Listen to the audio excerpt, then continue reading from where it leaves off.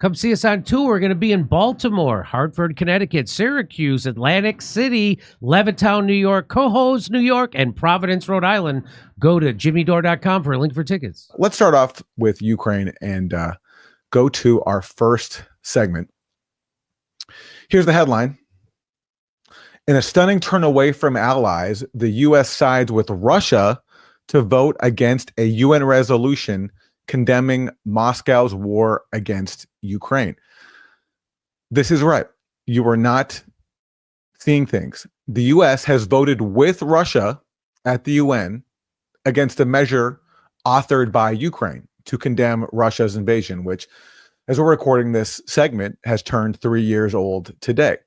The Trump administration declining to join Ukraine. What a sea change. And there's the rundown. The U.S. joined with Russia, China, and India abstained. And this is a remarkable change in U.S. policy, of course. For the last 3 years, it's been the U.S. that's been leading the way in condemning Russia and refusing to negotiate with it. And now, under Trump, we are seeing a dramatic reversal to the point where the U.S. is voting alongside Russia against a Ukrainian-sponsored resolution condemning Russia's invasion. And then we had the U.S. and Russia again siding with each other to pass a measure at the UN Security Council calling for an end to the war, but without faulting Russia for the invasion. And this is a dramatic reversal of U.S. policy, and there is no one better to discuss it than our guest. John Mearsheimer is the R. Wendell Harrison Distinguished Service Professor at the University of Chicago, leading political scientist and international relations scholar. And more than a decade ago, he warned that the U.S. was leading Ukraine down the primrose path, and Ukraine would ultimately be wrecked. So let's bring in our guest, John Mearsheimer. Thanks for being here on the Jimmy Dore Show. My pleasure, Aaron. I first would love to get your response to this top line news. At the United Nations, the U.S. voting against a Ukrainian-authored resolution and voting alongside Russia. It's stunning. I mean, I never thought that the Trump administration would so quickly do a 180-degree turn away from the Biden administration's policy toward Ukraine, which would end up putting us at odds not only with a huge chunk of the American foreign policy establishment, but also with Ukraine itself and with our European allies. But Trump has done that. He's clearly decided that he's going to settle this war in Ukraine, at least with regard to dealing with Russia. And he's going to accept, in all likelihood, all of the demands the Russians have made for achieving a peace settlement. This is truly remarkable. But this is where we are. And of course, the problem is, as I alluded to a minute ago, that the Europeans and the Ukrainians are adamantly opposed to what Trump is doing. And of course, all the usual suspects in the United States or in the West more generally are adamantly opposed to what he's doing. But the truth is, Trump just doesn't care. He's going to go ahead and work out a deal with the Russians. And we'll see what happens after that. When you predicted it a decade ago that Ukraine was going to be in bad shape, I mean, could you have predicted that one day the U.S. and Russia would be voting together at the United Nations against a measure condemning Russia sponsored by Ukraine? No, I thought, Aaron, that what would happen here is that we would get a frozen conflict, that eventually the Russians would win. Ukraine would be a dysfunctional rump state, which is another way of saying it would be wrecked, but there would not be a meaningful peace agreement.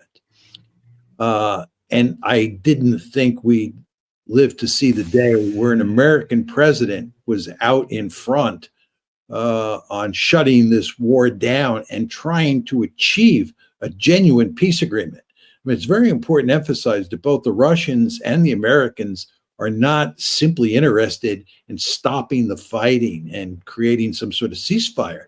They're interested in a genuine peace agreement.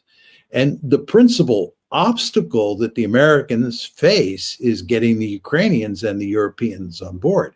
But the Americans are fully in favor of working out an arrangement for a meaningful peace agreement, and I did not foresee that.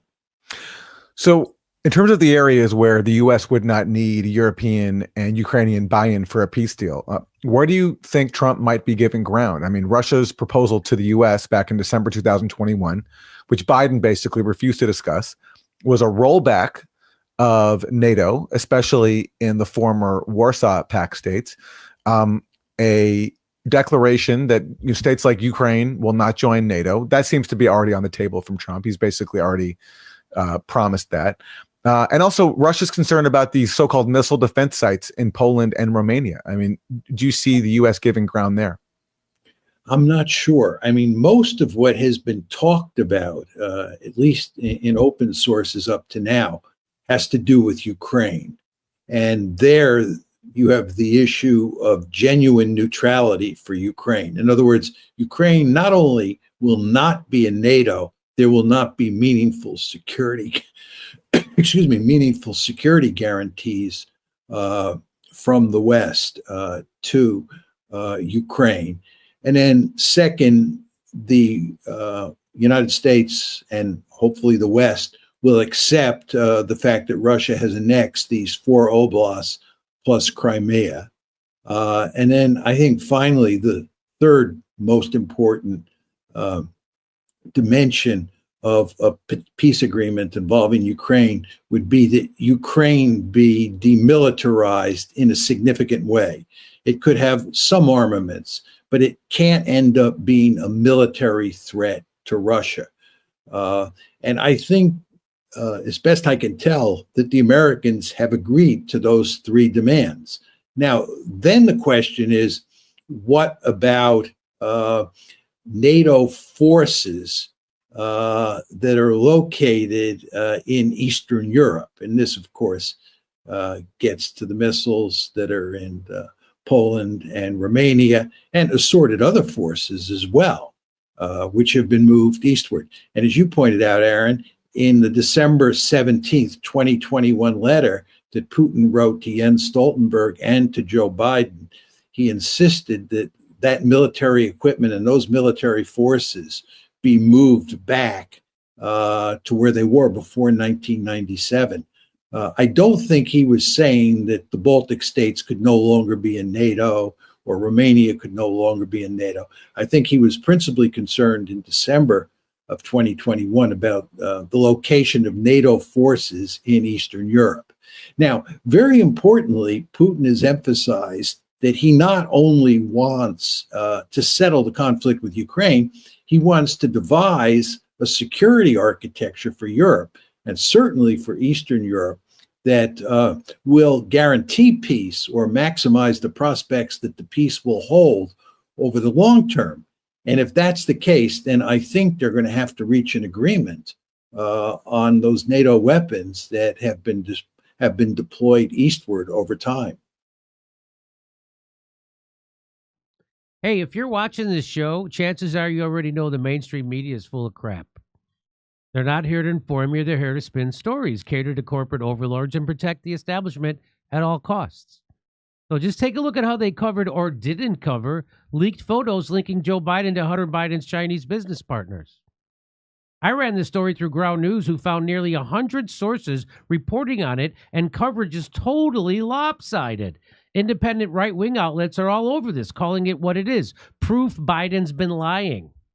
Meanwhile, everyone else is just regurgitating CNN talking points, downplaying it like it's no big deal. Ground News even lets me see how many other publications have reposted the story from CNN. Let me ask you this. If the media is bending over backwards to protect Biden's image, even on his way out, how can we trust them to cover anything fairly? Well, the answer is you can't. The only way for us to cut through this media bias is to objectively compare how the same story is being reported across other media outlets. That's why I can't recommend my partners at Ground News enough. They're the only platform not telling you what to think. They show you every angle of every news story, whether it's from corporate media, independent outlets, or voices the establishment doesn't want you to hear. They expose who's funding each perspective and if they've got a political bias. They've even have a blind spot feed to expose what the other side of the political spectrum isn't reporting on, freeing readers of any hidden agendas and political spins. And if you want to cut through the BS of mainstream media, you can save 40% today off their top-tier Advantage plan by going to ground.news/JD or scanning my QR code. If you like the show, I think you'll love that platform. Come see us on tour. We're going to be in Baltimore, Hartford, Connecticut, Syracuse, Atlantic City, Levittown, New York, Cohoes, New York, and Providence, Rhode Island. Go to jimmydore.com for a link for tickets.